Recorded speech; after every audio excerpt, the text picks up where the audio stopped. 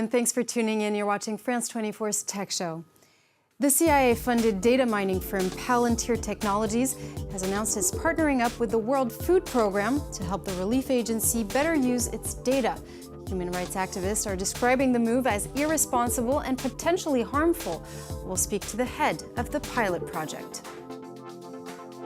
And in Test 24, we'll show you the incredible time-lapse our in-house expert has done on the roofs of Paris with the solar-powered connected camera Tikee by French startup Enlaps. But first, after the US, it's time for Europe to give the cold shoulder to China's Huawei technologies. Several countries, including the UK and Japan, have already banned the global networks market leader over fears it could hand over data to the Chinese government before it can take part in building 5G networks throughout the world. Cole Stengler has the story. It's called 5G, or fifth generation, the latest phase of telecommunications. 2G cell phones brought text messages. With 3G, it was the internet. 4G introduced high-speed internet. With 5G, download times will be even faster, with all kinds of effects on everyday life. It'll help build what are known as smart cities. From video surveillance to self-driving cars, networks will flow seamlessly, without delay. For every square kilometer, 10,000 different objects will be interconnected and in constant communication. Imagine if every car and every bike were connected to the same computing network instantly. It would mean that as they approached each other, they would be talking to the same computer. That computer could avoid collisions instantly. You can manage traffic better. You can improve the safety of not just cars and cyclists, but also pedestrians. You could have a warning system where your phone alerts you that someone is veering towards you on a bike or a car. All of those things can be done absolutely instantly. 5G is also a major source of geopolitical tension. That's because the global leader, Huawei, is Chinese, and the US has all but declared war against it, banning its equipment from American soil and accusing it of spying on behalf of the Chinese Communist Party. There is a view that at the end of the day, a national telecommunications provider will provide the information that needs to be provided if it is demanded by the government to the government. The US has also called on its allies to block Huawei equipment. Responding to the call, Australia, New Zealand, Japan, and the UK have all banned the Chinese giant from their territory. In France, SFR and Bouygues both work with Huawei, while Orange hasn't yet decided. Telecom operators are responsible, patriotic companies. If they ask us to change our suppliers to try to remove Chinese equipment, for example, it will result in the dismantling of that equipment. That would mean delays that we try to reduce as much as possible, maybe 6 months, maybe a year, maybe longer, as 5G arrives. The US strategy seems to be paying off for now. The head of Huawei has recently warned of layoffs and a possible restructuring. And like every week, it's time to welcome our in-house expert, Dan and Jay Kadalkar. Hello and welcome, Dan. Telecom operators seem to be in a big dilemma today with this rollout of 5G mobile networks. Tell us more about this dilemma. Well, this dilemma is because of the result of Huawei on one hand, which is the market leader when it comes to supplying the core equipment for 5G mobile networks. And truly, Huawei is way ahead of its competitors. So according to experts, it is at least between 6 months to 1 year ahead of its nearest competitor, Ericsson, and more ahead than the other competitor, Nokia. Now, this is because of its continuous investment. According to one report, it invests almost 10 to 15% of its sales revenue in research and development. Now, that's on the one hand, that's the logical option for all the telecom operators to take in order to roll out these services very fast. But then on the other hand, as we saw in that report, there are security concerns raised by the US about the possibility of espionage or sabotage. And so the telecom operators are in the quandary because if they delay the rollout, then they will fall behind other competitors. And you know, 5G is a milestone when it comes to connectivity because of its very quick connectivity, because of its vast applications in futuristic technologies like self-driving cars. So they want to roll it out quickly, but at the same time, they have these constraints. Thank you, Dan. Now, it's a partnership that's sparking outcry among privacy activists. The CIA-funded company Palantir has just announced a 5-year collaboration with the famous UN World Food Program. The rescue agency will be able to use Palantir's software to pull together data on nutritional values, delivery times, and food costs. The World Food Program claims it will help save time and money, but according to Privacy International, recipients are also set to become much more vulnerable. Well, for more on this, let's turn to the World Food Program's Chief Information Officer, Enrica Porcari. Hello and welcome. Good morning. Good morning to you all. Now, what kind of technology is Palantir bringing to the table in this pilot program? To give a very quick overview, WFP, the largest humanitarian agency, we serve 92 million people in over 80 countries. We operate in over 650 points. We have a huge logistic arm running over 70 airplanes, 200 ship, and 5,000 trucks that every day deliver food to our beneficiaries in the most remote locations in the world. We buy about 3 million metric tons of food every year. So our challenge is, how do we make sense of all the data that comes into our operations to make the best, to make decisions about what to buy, when to buy, how to distribute.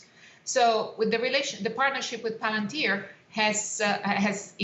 will help us develop a better understanding of the commodities that we buy, the routes that they choose, when it's going to be available and where. And so it will allow our managers on the ground to make informed decisions very fast on what to distribute and how to distribute when and where.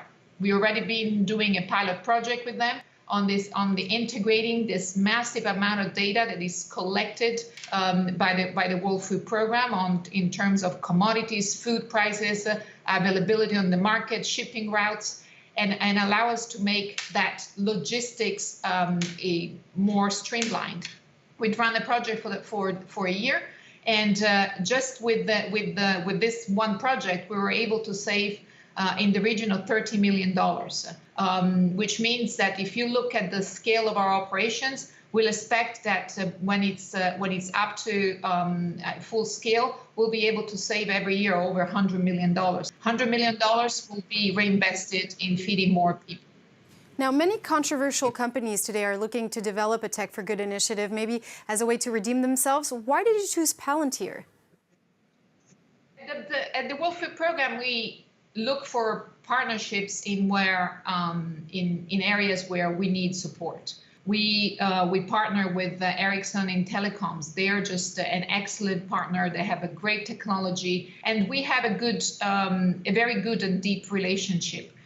We choose partners on the basis of their capabilities. We choose partners on the basis of our needs, and we look at who is available to engage into a long-term deep partnership with us. And it's not many who are willing to look at partnerships not as a simple donation of money, but in an expertise transfer. And with the Palantir, we entered after the first year of pilot and testing, and after an extremely rigorous due diligence process led by UN, by the WFP leadership, we looked into a 5-year partnership that would not only will give us expertise, but also a perennial license of their Foundry software, where even when the partnership is over, we'll be able to still be able to use the platform for ourselves. Enrica Porcari, thank you. Thank you. Now, Dan, why is this data mining company so controversial? I said it earlier, it's funded by the CIA, but there are other reasons.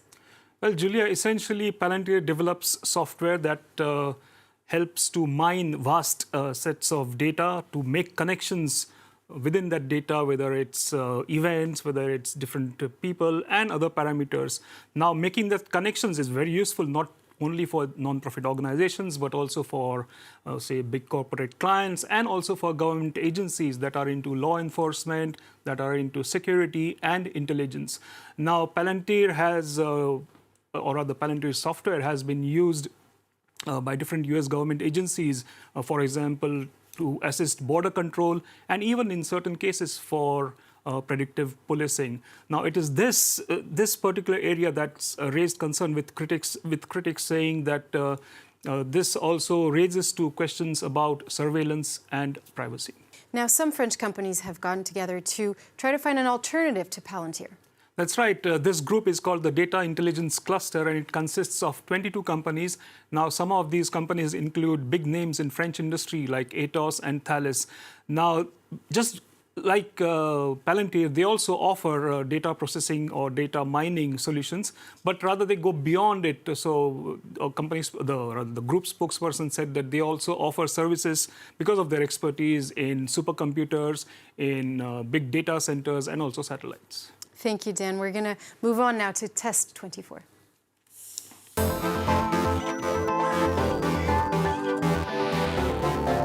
The creators of the Tikee camera say their aim was to come up with the best time-lapse solution possible to enable creativity and even digital emotions. It's true that when we watch a time-lapse, there is emotion. We often ponder on, the meaning of time, but let's put all that poetry aside. Tell us more about the tech that's in this time-lapse machine. Well, as you can see, this camera has two wide-angle lenses. Now, it's able to capture videos or photographs at an arc of 220 degrees.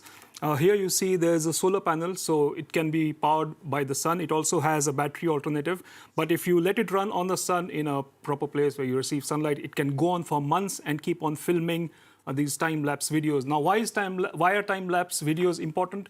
Because they can be used to study important natural phenomena, like, for example, the retreating glaciers, which can give us an idea of the changing climatic conditions. That's one part. Secondly, you can use an SD card, insert it here, and you can retrieve all the data. Or you can also have a direct relay of this video through 4G or Wi-Fi connections. Dhananjay Kadalkar there. Thank you. It brings us to the end of this week's edition of Tech 24, but you can watch it again on our website, France24.com.